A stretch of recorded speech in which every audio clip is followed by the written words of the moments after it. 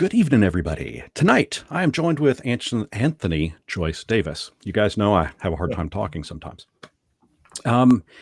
We're here going to chat a bit about Dragon Delves, which kind of makes sense that, WotC would put out a book of dragons, since that's half their namesake of Dungeons and Dragons.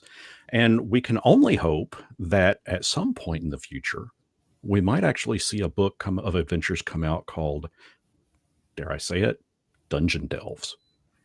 I think that would be a pretty crafty and fun book, too. As I said, tonight I'm joined with Anthony Joyce-Rivera, one of the designers of, and author of one of the adventures in Dragon Delves, the Will of Orcus. Mm-hmm. And have I got questions? But I want to go ahead and introduce everybody to Anthony. How are you doing? I'm doing good. Thanks for having me here, Brian. I'm excited to be here. I've been seeing your videos and thought it was really cool what you're doing. So I'm just down to nerd out and chat. Yeah. Well, I appreciate you watching and I appreciate you, making the comment and us putting this together pretty quickly. Absolutely. So I think one of my biggest burning questions is, I've got several, but I'm going to start. Well, actually, let me start off with a quick caveat. For those of you tuning in, we're going to chat, of course, a bit about Dragon Delves and specifically one of the adventures in it, the Will of Orcus. I'm going to try to keep this as spoiler-free as possible because it is a new book. I mean, it just came out last week. Mm-hmm. And I really don't want to spill the beans on exactly the plot or anything like that. Mm-hmm. So we're going to go over a few things about it that are going to be related to, to the questions that I'm asking. But as far as the progression of the story, I want to try to keep that as spoiler light. We'll call it that, spoiler light as possible. Good. That said, when you sit down to start writing this adventure out, the Will of Orcus, were you given limitations as to what you could do, what you couldn't do? That's a good question. So this was exciting, this project for me specifically, because I had been doing creation for D&D products since 2018. Mm-hmm. And I was freelancing for different publishers, different folks, and Wizards is like the holy grail, right? For a D&D nerd.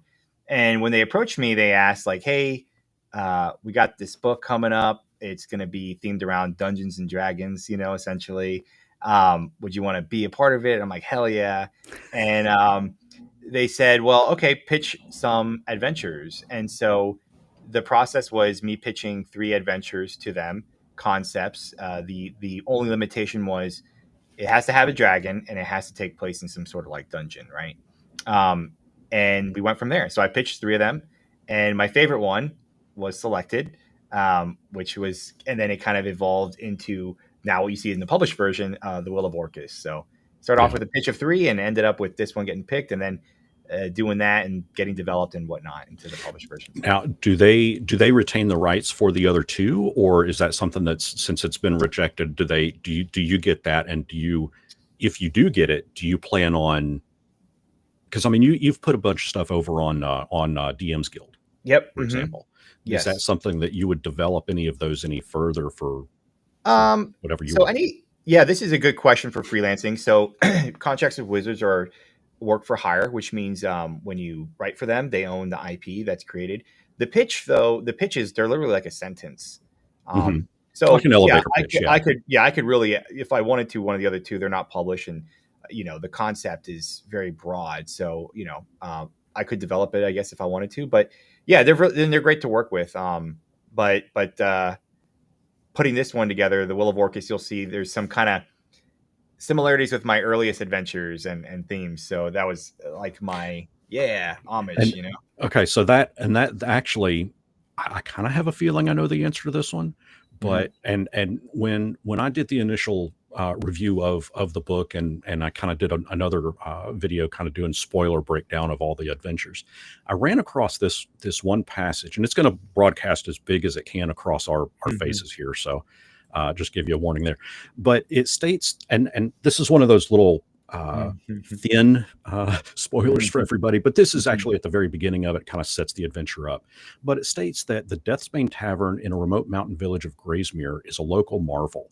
It was established by a couple who retired from adventuring after their heroic effort to defeat a cult of Orcus that had established a temple in the nearby mountains. So, my specific question is, and when I saw that, I immediately jumped on to Google, of course, and started looking about, okay, Deathbane Tavern. I'm not finding it anywhere, but specifically Graysmere, which is in Greyhawk. And so I was pouring through all the lore that I had, like going, where does this come from? And it sounds so familiar. And it just was like, okay, well, so who are these two heroes that defeated this cult of Orcus in this temple, years prior? And then it was like, it's got to be in, and let's see if I'm really crafty here on sharing a screen. Here we go. Hey, technology. I'm figuring it out, folks. So these are some of the books that you have produced over the years, some of which have, of course, shown up on DM's Guild. Is that setting and location in the tavern, is it in one of these books? So the setting, location, and the tavern are new. The characters, the heroes, the tavern keep, that is something that comes derived from my earlier works here. So you'll see like the character comes out through that. Deathbane Tavern, funny enough, in development, they were looking at where to put this stuff, and you'll see there's a lot of Greyhawk stuff in the Gazetteer, the DMG, and they kind of tied that in. At the time, I was mainly focused on Forgotten Realms. I think the adventure was going to originally take place in the Mere of Dead Men in the Sword Coast region. And they're like, oh, well, let's take the characters. We'll keep them. Let's look at, some new stuff with Greyhawk. And that's kind of where like development came. Gotcha. And yeah, so they're trying to add, the cool thing about lore building is when can you sprinkle in new things, and it could be small, and then they might percolate and permeate beyond, right? And so that's kind of the I guess the vibe there with that one.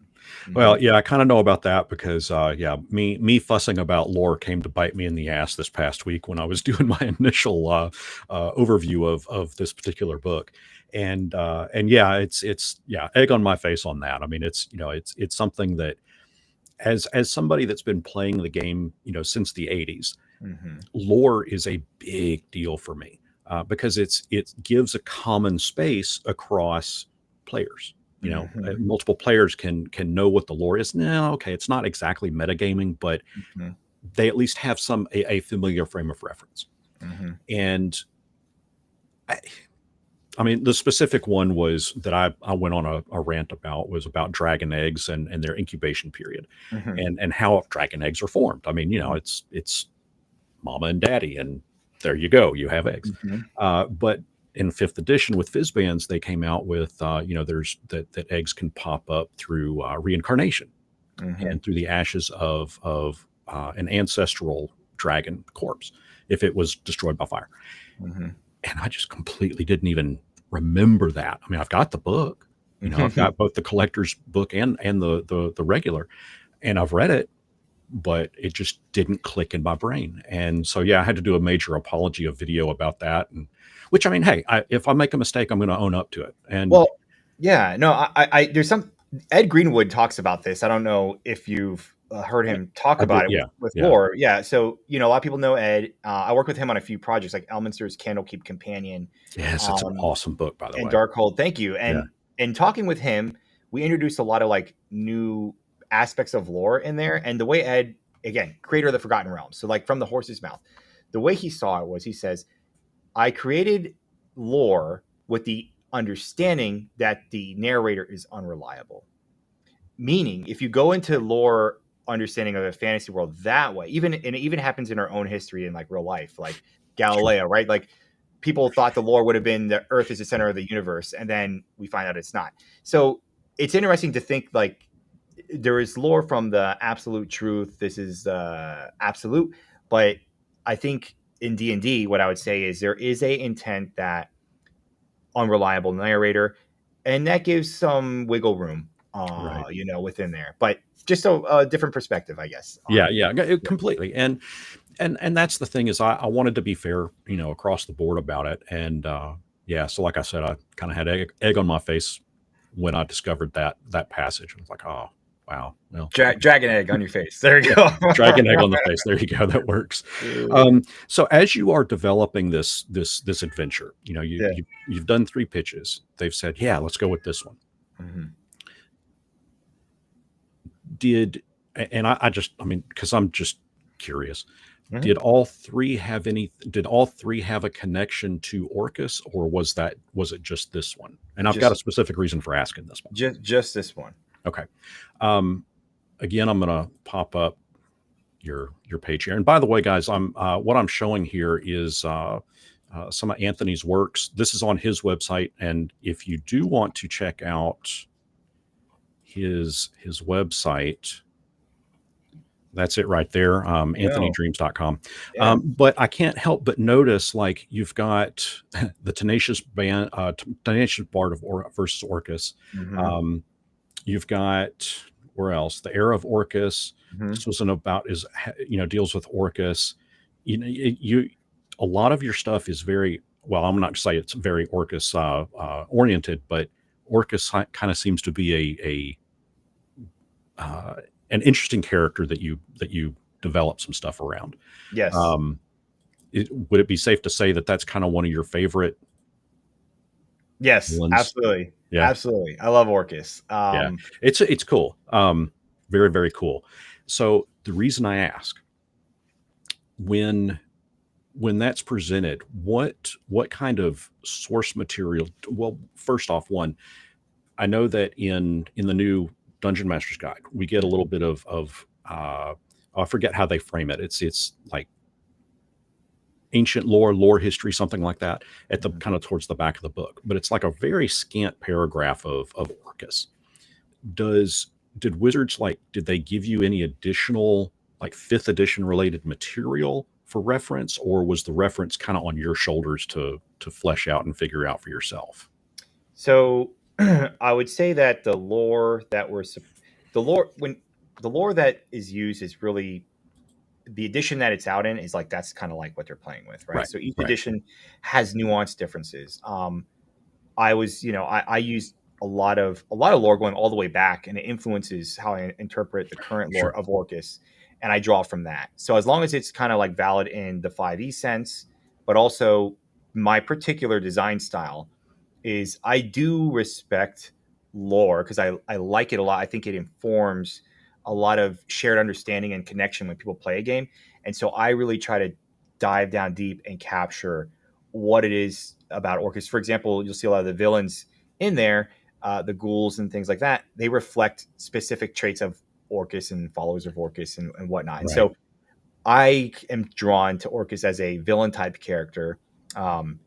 Simply because I think they're just like super awesome and death and demon and I try to infuse a lot of the aspects to reflect that in the world so you're immersed in it. So when you play right. the game and you're in that temple, you kind of feel like you're visiting this very evil place.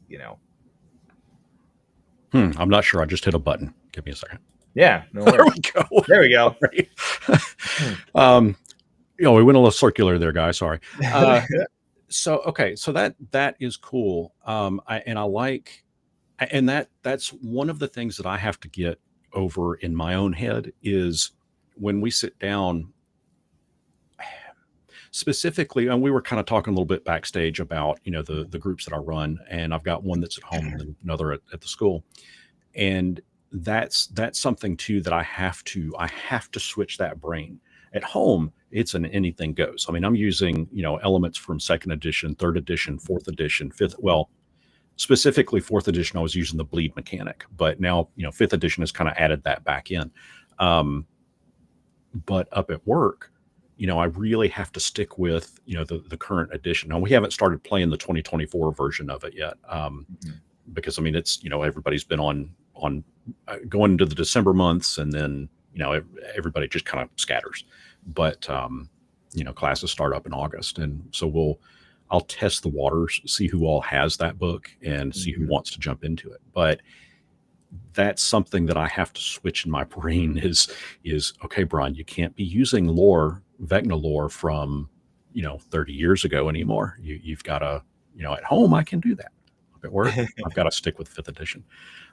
So I mean, I like that in one aspect, and that's a personal hurdle that I have to overcome.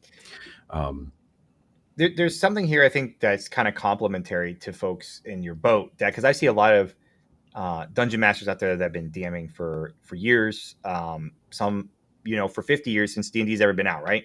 Right. And I think I had a talk with Chris Perkins about this, and it was super kind of enlightening on the view of what is the purpose of a published module. Mhm. Mainly, it's to inspire and to allow DMs to run it for a group, right? But I would look at the experienced dungeon master as like a master chef, and the adventurer as a hamburger.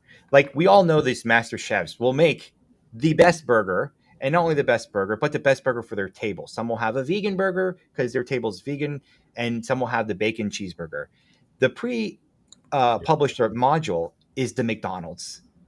It is, sometimes you need a Big Mac. It's Right. not going to be the best burger, but it's going to be consumed by most people. And the people really consuming it are probably the ones who don't know how to make a burger themselves, right? Who don't know how to make an adventure.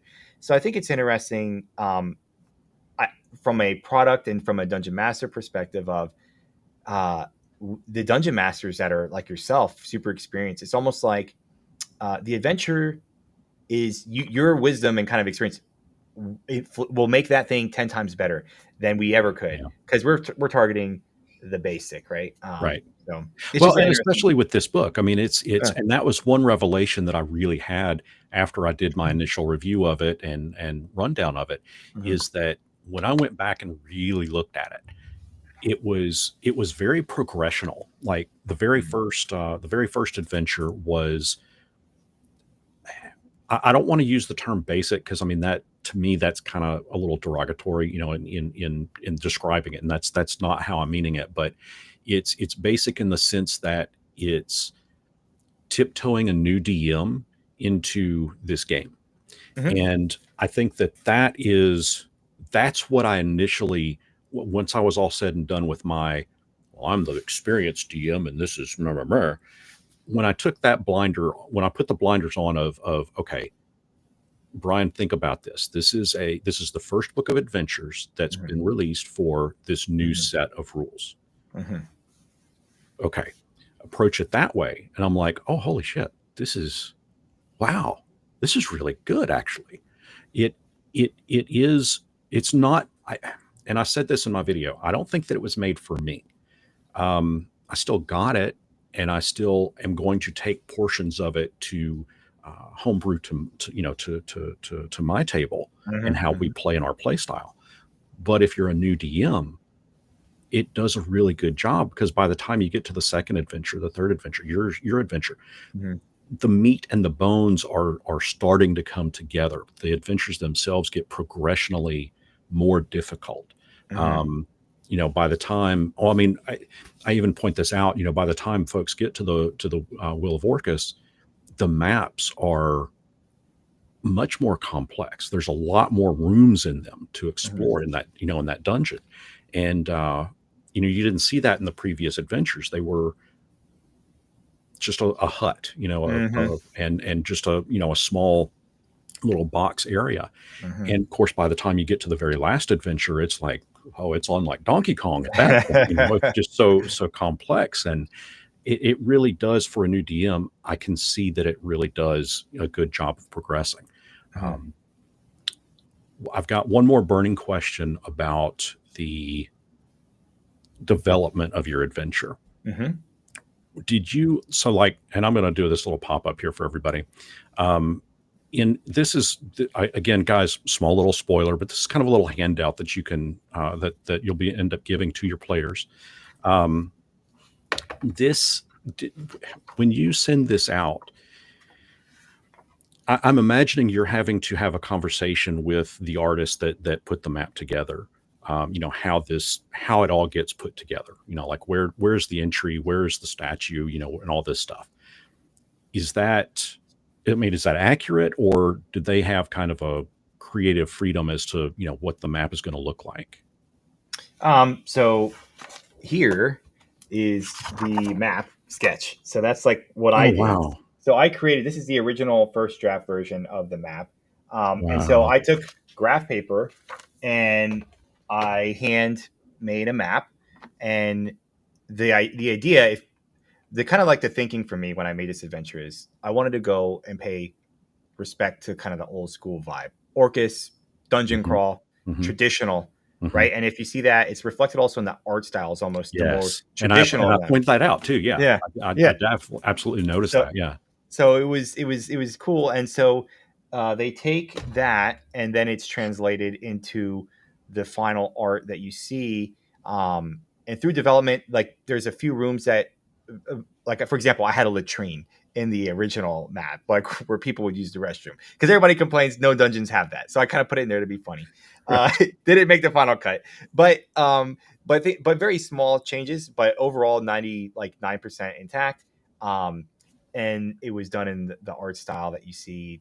Yeah, Mike Schley did it, and yeah, it's really cool to see. So yeah, we hand that in. So when I and it's the design process is interesting because I almost visualize the whole dungeon first, right. and then kind of start to really flesh out the rooms and the interactions in Yeah, that way. Yeah. yeah. That's. I mean, that's always been my approach too. Um, Yeah, so Kurth in the chat was asking, and I think you just kind of answered that there. How much input do you have over the art used, or are you handed art made beforehand and have to write around the art? And I mean, it sounds like you actually it was yours. I mean, you just handed it off after the So fact. they correct, yeah, and they have a cool. This is for a lot of books that get made. You'll have people that are like art directors on the team, and Right, they right, take the right, sketches and they commission it. They'll show the sketches and works in progress. Now, as a freelancer, that's not my. It'd be nice if I'm showing anything. That's a nicety, right? It's the staff, the D&D team that has the final say on all that stuff. But right. they're really good to work with, and they're really good at trying to make sure that the vision kind of comes out in the work. Yeah. In in the layout of the adventure, that was one of the things that did catch my eye with Will of Orcus, and also kind of tying this in with the other stuff that you've got that you've put up on the DMs Guild and whatnot. Mhm. Um, how long have you been? I mean, you said I think what at the beginning since 18. 2018. Yeah. That's when my first published product is the Heir of Orcus verse 1 and 2. And then since then I've done over 30 publications. I've worked for Wizards, MCDM, Brotherwise Games, Critical Role, folks like it's a lot of people. But yeah, so 2018 is since I've started publishing my work for D&D stuff. Yeah, and then you actually started playing in the army. I Did I did. do my homework right? Okay, cool. Okay. Yeah. My first D&D game was when I was deployed in 2015. Yeah, and so 10 years ago, I had always known about D&D. I had always wanted to play. Um, couldn't like find people to play with. I played EverQuest and MMOs and got my fix that way, Yeah. And then when I was deployed, one of my soldiers, he's like, "Hey, sir," I was a company commander at the time. He's like, "Hey, sir, you want to play some D&D?" And I bought all the books and I took it with us and we played D&D in the desert together. It was fun. Wow. Yeah, Yeah. So you kind of went in hook, line, and sinker on the game then. Huh? yeah. Yeah. Uh-huh. Now, are you do you have loads of dice, more dice than you should have? Oh, you see my bookshelf back here. I got a bunch of I got too many books, too many things I'll never play, but I love to look at them and Yeah. read them, and yeah, I love it. So have you exclusively stayed with like the fifth edition, or have you ever attempted to kind of go back to previous editions and play? For D&D, so the other editions other things I've designed for that are not 5e Hmm. were, um, I did some work for Candela Obscura. Okay. So that's their own system for Critical Darrington Press. And then I was the project lead for a year on the Cosmere RPG. So I helped that as well. But for D&D, have I played any other editions? I have not. I've been just a 5e guy, and that's mainly because right when I started playing was literally when the new books came out they came out at the end of 2014. So I'm like, oh wow, new edition. I Right. got the starter set. Loved Lost Mines of Fandelver, and Yeah. It's a I fun kind of adventure. stayed that path. Yeah. Yeah.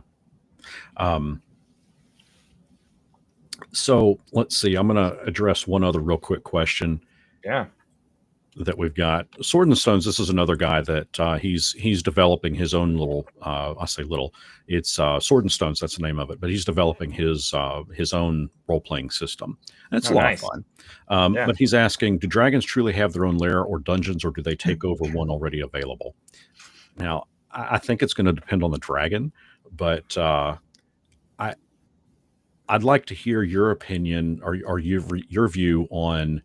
And okay, guys, this is going to be a little spoiler. Okay, uh, what color dragon is featured in your Will of Orcus adventure? It is silver, Silver dragon. but it was not originally. It Oh, was not really? originally. Uh huh. Oh, Uh huh. I okay. have That's a an interesting nugget. I posted on Reddit in the Dragon Delve subreddit. You'll find my write up, and I share kind of the insights of the first draft. Was actually a black dragon, and it was a lot more dark of a story Ah, than what is there. But as things do, think there are needs that arise and right. development that occurs, and so that's where we got to the silver dragon and stuff. But yes, That's yeah. interesting. Hmm. Wow, that okay. That I mean, just knowing that alone kind of changes the dynamic there. I Hmm. mean, wow, yeah, okay. Hmm. Because I mean, that's a dragon of a completely different alignment. Yes, is much more of a evil adventure, like a very sinister, dark narrative. Much more in line with what you'd expect with Orcus involved. Yeah, right, right, right, right. Was there? Well, I can't ask that one. That would give away too much. Sorry. Ignore. Strike that question from the Well, Steinberg from the record. record, Yeah, yeah. I'll ask you after the show. Sure. You can spoil it to me. So, Yeah. um, sorry, my earpiece here is messing up. Yeah. Let's see. What else do Well, we have? so So, to yeah. the point of the question though, I want to. I guess Oh, the do dragons have their own lair? I think you were going to add something to that because you asked me. yeah. So I was going to Yeah. ask. I think simply put, I think it depends on the dragon. Some of them Hmm. definitely are Hmm. territorial in that they'll go in and kick another dragon out. I think others will are opportunists and Hmm. will kind of just sink into one that's was maybe a previous dragon. Um, and then of course I think others will typically just want to create their own. I mean, so I guess it just kind of depends on the dragon. I mean, that's my Yeah. view of it anyway. Yeah. I would say, yeah. Is a dragon in and of itself born with a lair? The answer I would say is no. It's almost like some kids, their parents have a mansion and they're lucky to just occupy it, right? Right. And Yeah. so they're the dragons as a lair. Ta-da. Right. Yeah. So That's a, and sometimes they gotta go be scrappy and get one. So that is a fair and valid way to look at it. Yeah. Yeah. yeah. So if the dragon had lots of money and it just died and it had kids, Yeah. there you go. It'll There you probably go. those kids will probably have a lair. Here's one from Satori. As a DM for over 20 years, I rarely, if not never, introduce dragons to my games. True story. Wow. Wow. Which dragon should I pick? Oh, my favorite is the black dragon. It is, I think I would prefer dragons you fight. That's my personal Yeah. opinion. And I want dragons that are evil. Yeah. And I think they're scary, right? They should be scary. So Black Dragon is my favorite. There's the new concept. If you look at D&D, I think they went a really cool direction with it. The Black Dragon by adding a little bit of additional lore. If you look at how they're depicted now, the Black Dragon, their face is almost like peeling back and Right. revealing their skull. Right. There's a lot of stuff you could do with like Draco Lich kind of stuff and narratives of even having a young dragon Yeah. who maybe kind of pops in and out of your campaign and ultimately trying to seek this power of the undead kind of stuff. So, Yeah. So I've got two, and it's a head-to-head battle for me as to which dragons I like the best. Dracolich definitely is one of them. Mm-hmm. So I'm a major zombie fan. I love zombies and Dracolich. I Mm-hmm. mean, come on. Mm-hmm. Mm-hmm. And when did you happen to watch Game of Thrones? Yes. Okay, major spoiler, guys. If you haven't watched Game of Thrones, too bad. It's been out long Yeah. enough. It's a deal. But Yeah. the army in the north raised this Mm-hmm. dragon that's been killed from freezing waters as a zombified dragon. I'm like, oh my, that's awesome. That's just Mm-hmm. awesome. Mm-hmm. My second favorite dragon came out in 5th edition, the Elder Brain Dragon. It's Mm-hmm. basically illithids drop these tadpoles that infect a dragon and turn it into this messed up, warped dragon Mm-hmm. illithid thing. And Mm-hmm. it's just, that's cool. I mean, that hits all my buttons on a horror lovers level, on a this is going to be a crazy adventure level. Yep. Yep. Yep. It hits everything that particular Mm-hmm. dragon does. Yeah. Let's see, I'm trying to think of a couple of other really hard hitting questions that I had. So you with this, how much interaction with Dragon Delve specifically in your adventure? How much interaction did you have with other writers on that, or was it kind of just kind of a one-on-one with you and the key developers? Yeah, this one was mainly between myself and the developers, Okay, the Wizards team. Given that the anthology didn't have any cross-cutting narrative, right. yeah, it's more isolated adventures, right?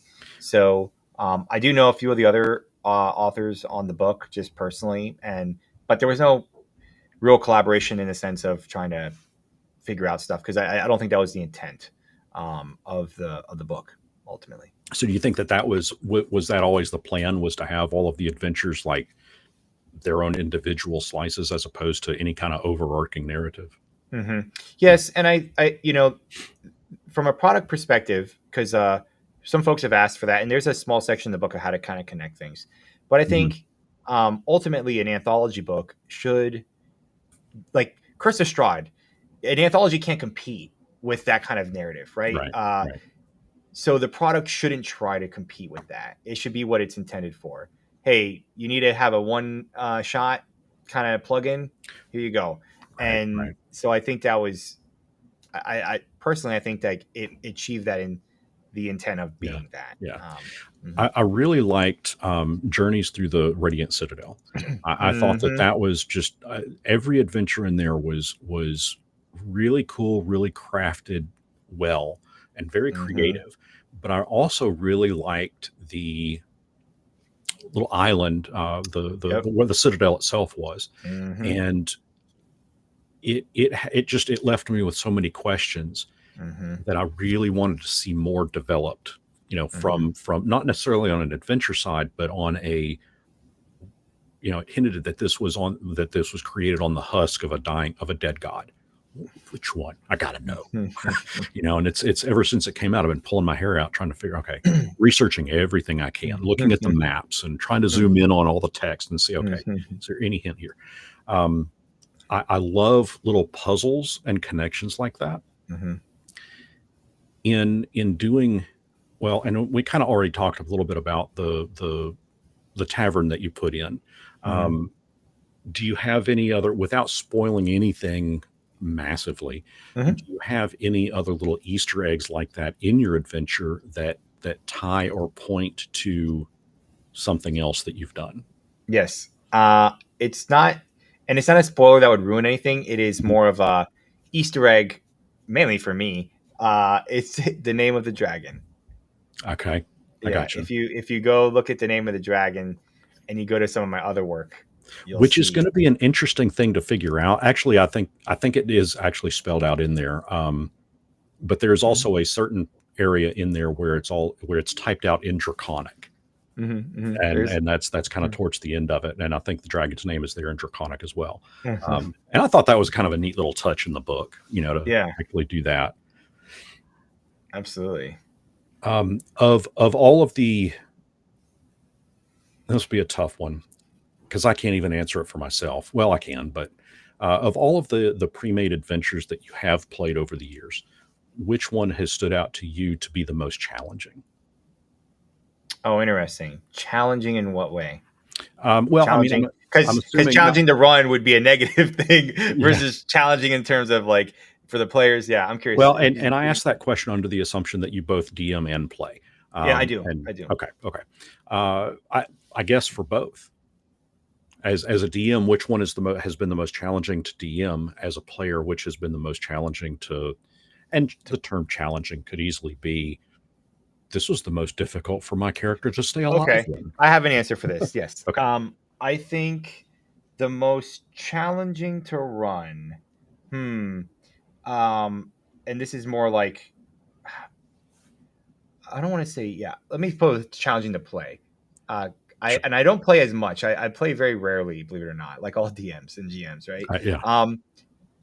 Out of the Abyss, I think Okay. was very hard for many player groups. It This was is pretty one of the brutal. early.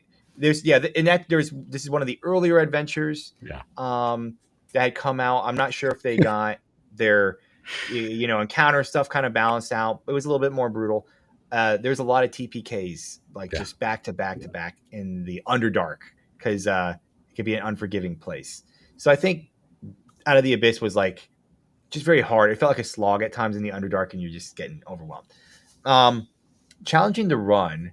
The two that stick out to me, and they're maybe challenging for different reasons. Uh, Tomb of Annihilation and Curse of Strahd. Yeah. Curse of Strahd, because there's so much awesomeness, you kind of have to figure out how to present it well, right? Yeah. Like there's so many good options. It's challenging it. How do I put this together and really showcase Barovia for the players, and how do I really bring Strahd across, Yeah. in the story? And Tomb of Annihilation, how do they not get lost in the jungle forever? How do you How do you kind progress of it forward? Yeah. how do you take a hex crawl Yeah. and deal with that and kind of progress it forward Yeah. as well? And so challenging for different reasons, but I like, and I think challenging for the wrong reasons. I think Descent into Avernus is a little bit weird. I think there's a little bit of like that one takes more. It's challenging in the sense of I feel that the dungeon master has to really refine that one. Yeah. So There's a little bit of extra work. Yeah.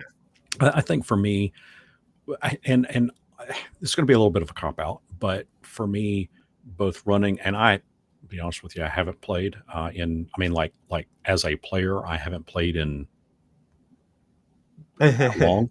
But if I was to play, I think the one that I would find personally most challenging, and also the most challenging for me as a DM to run, um, Tomb of Annihilation, yes, and I'd have to say in Curse of Strahd, specifically the Death House. Mm-hmm. That, Mm-hmm. but I'll also say too that the Death House is probably my most favorite adventure for the very specific reason. Again, we were kind of talking a little bit backstage that one of my core groups is a lot of a bunch of college students, and as such, they cycle in and out. Mm-hmm. When I get a new group in, it is an excellent one shot. I mean, Mm-hmm. it scratches almost every itch. It's simple, but complex at the same time. There's just enough encounters, and when you get down to the basement and you're encountering the shambling mounds, it's like, Mm-hmm. oh, this is a good challenge. This is a real good challenge for the players. Um, Mm-hmm. so I think that one is, and I've run it so many times. I mean, it just I don't even have to reference it anymore. Mm-hmm. But the maps in it, I absolutely adored. I love the Mm-hmm. maps; they're great. Um, and I think that's one of the appeal. And I want bad to pop up the map, like the final map of yours that's in your adventure, but I'm going to keep that as spoiler. Like I said, that's me encroaching a little too much onto the spoiler territory there. But I did pop up the little handout, but that's one thing. So guys, I would say this: if you want to check out some fun maps, Dragon Delves does really have really good maps in it. The Will of Orcus, that's a good complex map too. Um, the only thing I wish that Wizards would do would give us I need big, you know. I want big Mm, maps that I can put on my table that mm. are big enough for me to plop a miniature down on and Yep. run. That's what I really, really want. Yep. That's where I guess Beetle and Grimm's comes in, right? For their Yeah. Wow. Yeah. If you have an extra, what, $120 yeah. laying For around only for it. yeah, I mean, yeah. yeah, it's some awesome product. No doubts. But Yeah. that's It's a pricey penny. it is a Yeah. pricey penny. Uh, But I mean, and their maps are okay. So that's a good question. So mhm, when they approach, and I mean, this may not be something that you know, but when they approach Wizards and they work out whatever licensing deal they do mhm. you have any input over your little specific portion of that as to what it is that they produce? Because I noticed that in the Beetle and Grimm, they have this medallion of Mhm. Orcus. Mhm. Yeah, Did you I get don't one of those? I don't have I do have a box of that adventure set coming Okay. to me. So Okay. I'll have a little medallion soon, Okay. hopefully. At least there's Uh that. So that's yeah, that. and but I didn't have any say in dealing with them on that. So that was Okay. them. But I'm glad to see that the medallion was like a feature set they made in the symbol of Yeah, Orcus. that was. Yeah. I mean, honestly, that alone was that price point aside. I mean, that Mhm, was mhm, the thing that keeps me from getting it is the price point. But mhm, if I had the excess, that's what that medallion, that would have been what mhm. cinches it for me. That's just Yeah. a neat little thing. Um, so yeah, I mean, I'm excited for you that you're getting that. As a creator, seeing something that you've done. Well, I know you didn't create Orcus, but I mean, including that in there, Mhm. and then having this thing in a real world tangible. Yeah. It's just a neat little It is toy. cool. It's It's fun. super cool. Yeah. Yeah. That's exciting. So let's see, what is your next big project? Um, I have some other stuff coming out under NDA, but Of there's course. one that'll be out. We were there's some stuff we were talking about before we went live that may Gotcha. have something to do with that. Gotcha. But it's going to be really cool. And yeah, like I said, it's cool. Growing up in the industry and like wanting to always make D&D stuff, I'll tell you and the folks here, if anybody's ever interested in publishing their own stuff, like start writing, put stuff on DM's Guild or Kickstarter or Backer Kit, and just have fun with it. And you'd be surprised. After it takes a while, like it's a grind, it's not overnight, Right. but you eventually might be able to kind of knock one of the items off your nerd bucket list. Like, yeah, I got to make an adventure. Hell yeah. So Um, how yeah. did they originally reach out to you? I mean, was it just a an email that you got? Uh, yes, it was, and I've been lucky where go to conventions, things like that, and I Sure. got to meet some of the Wizards team there. They do panels. Gotcha. They're Yeah, yeah. all very friendly, Right. and they're always looking for, designers, and they'll ask you for your portfolio. And so if you have a good, robust portfolio, and you've worked for other publishers, um, you might be able. They might give you a shot, and Yeah. so that was kind of it. It was just meeting them. They got to know me from my work, my written work, and I've again before this I had written for other publishers, and I turned in good work on deadline to spec, and yeah, so So so you kind of expected, I mean, you were kind of expecting this email to come through. I mean, uh, or expecting it to come through. This one came out of. I wasn't expecting it. I had wanted it. Hell yeah. yeah, But it was good to like finally get that, and it right. was neat I, to. I think for Yeah. me, I would have been so paranoid, like, wait, is this a phishing attempt? Is this legit? But no, Yeah. that's all. And I mean, I like to hear that kind of stuff. Because I mean, I know that in the YouTube space, of course, there's a lot of creators that are doing videos, and it's Hmm. an easy thing to do. Well, I mean, I consider it to be an easy thing to do. Writing and publishing on DM's Guild, again, if you have that talent, I think that's an easy thing to do. But knowing that it really can be like what you just described, a chance encounter at a convention, meeting of people, networking a bit, and at the same time, them having already had that exposure with your work on DM's Guild, Mm-hmm. making that connection, and then them, giving you the email and then progressing it through the years. I think that that's a very inspiring and a very cool uh, set of events that Mm-hmm. I think a lot of people watching, and of course, that'll watch this after the fact. Mm-hmm. Um, I don't want to say hope, but I think that that can provide a bit of hope to some folks that do want to make that their dream, Yeah. because I mean, it really is that simple. Mm-hmm. It's You know? it's you know my best friend Justice Armon, he's now at Wizards, and he is the managing game designer there. So he has been there for a few years. But he and Mhm. I came up together writing on DM's Guild, and we had the same aspiration to one day write for D&D officially. And he went to a convention and like introduced himself to Beetle and Grimm's right when they first started, and Right, he's like, right. "I'd love to work for you. Can I intern and That's great. work and just help at the convention booth?" And they said, "Yeah." And like that's how he got into the industry. He came from like Wow. healthcare is where he comes from, and he started working with Beetle and Grimm's. And guess what? Beetle and Grimm's has the license with Wizards. He's doing D&D work on DM's Guild Yeah, now. yeah. He's doing Beetle and Grimm's. Guess what? And now eventually he, now he's hired there and he's working there.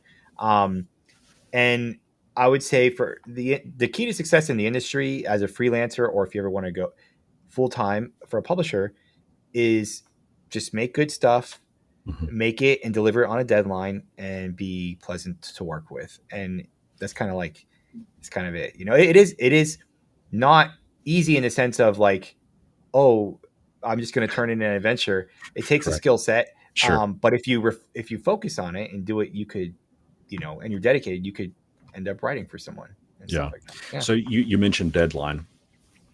What kind of time frame did you have from the first time they reached out to you? Hey, we've got this concept for this thing called, whatever. It may not have been originally Dragon Delve, but whatever. We'll say Dragon Delves Mm-hmm. to, X date. How much of a timeline did you have? Yeah, I'll touch on this. This is for a few reasons because I think it'll give you some insight into other questions you Mhm. brought up in your videos. Um, and this is the TTRPG book making process at large. Yeah. So my writing of this manuscript happened in late 2023. Oh, wow. Yeah. I want to preface that because it makes a lot more sense about Yeah. how things are the way they are. Yeah. Yeah. Yeah. So from inception to book on a shelf, you can have a 24-month pipeline. Mhm. The beginning of that pipeline is where like the manuscript really gets the drafts get turned in.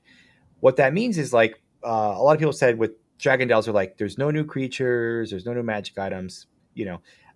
And it's funny the reasoning when you think about it for a second Right. with this information.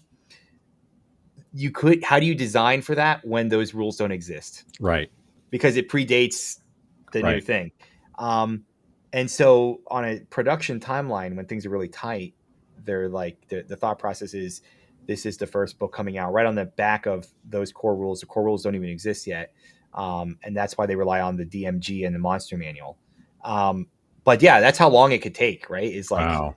a year and a That's half. wild. Yeah. I mean, Yeah. I know from a printing perspective. Yeah. I mean, I have actually mused that and guessed about that from a printing perspective, it takes about 6 months to maybe 9 months, almost to a year, depending on, size of the book and everything. Mhm, mhm, Um, and that's not counting the layout, mhm, who's going to put what picture where, does this paragraph get indented here, or do we make the first, letter a big hieroglyphic and then start, mhm, I mean, it doesn't address trade dress or any kind of layout or anything. mhm, um, so I mean, I guess I mean that kind of hits right on where I was guessing that a book like that would take mhm, about a year to write it and about a year to proof it. And after it was written and submitted, and presumably has gone to a proofing editor, mhm. did they ever come back to you to do any tweaks, or hey, we need to cut this, or do they even give you the option of this paragraph's a little too long, can you make it shorter? Yeah, so I'll give some insight into the publishing process for Mhm. freelancers, or for any kind of publication. You have the initial manuscript created in draft. and then you have it go through developmental editing. So developmental editing is different than like grammatical editing or Right. style guide editing. And the developmental one is them massaging the adventure, changing rooms if need to, changing maybe the dragon if they need to, things like that to fit needs. In this case, I was shown that, and I was given I could provide input if I wanted to. Again, there's in the industry, if you're a freelancer, there's a fine line because work for hire is I got paid to turn in this manuscript and I did that. Right. So anything above and beyond that, they should pay you for. It shouldn't be free labor, essentially, right? Sure. So, and so sometimes they'll show you things to be nice. Maybe they don't have a budget to have you write more, things like that for very fair reasons. But yeah, I was shown like, hey, this is kind of what we're thinking, and it was really good back and forth, and got to do that. And then it goes from there to the editors who are then like, making it match the style guide and all the intricacies. Right. And it goes on from there to art and all the other stuff. Right. But yeah, it was good to work with them because they do allow you to, it's not just like they still give you your creative freedom. Yeah. Very much so. And so it was very positive in that they respected that. Navar 12 asks, were there any last minute edits to bring the adventure in line with those 2024 rules that weren't available or final at the time? The biggest difference, having written now for the new rules, the updated rule set and the previous one, is mainly if you look at like the actions, like if a character does the investigate action, right. So wording in that rules in that sense of like, adding something in there. How do we word things, right? How do we stylistically word those actions, the triggers that a GM knows, like, okay, I need to do something. And so that relies on a style guide. And, that wasn't initially at the beginning there because it didn't exist yet for that specific updated rule set. So we kind of that was kind of the only real change or effect, I would say. It's kind of like the stylistic stuff. Sure. Yeah. I'm going to ask, here's another question here from Goths in Rome. Here's a question. New leadership at WotC has indicated they wanted to go veer towards franchising. Any indication that writers will now be able to publish official content? And I think, you've kind of answered that. In a way, you are writing official content, but I think he's wondering more along the lines of like a franchise. Like, have you seen any documentation that would say, okay, Anthony, if you want to write something official, we'll consider it official, but here's a big contract.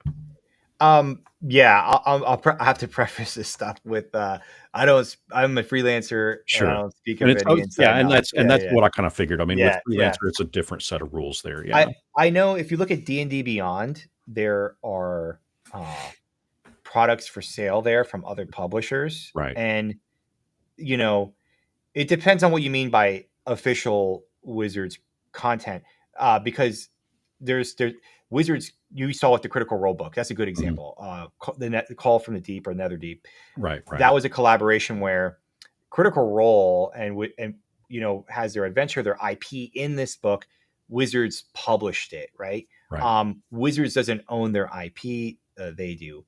If you look at Descent into Avernus, Joe Manganiello, who wrote one of the dragon characters in there. If you open up the credits, it says this character is owned by Joe Manganiello.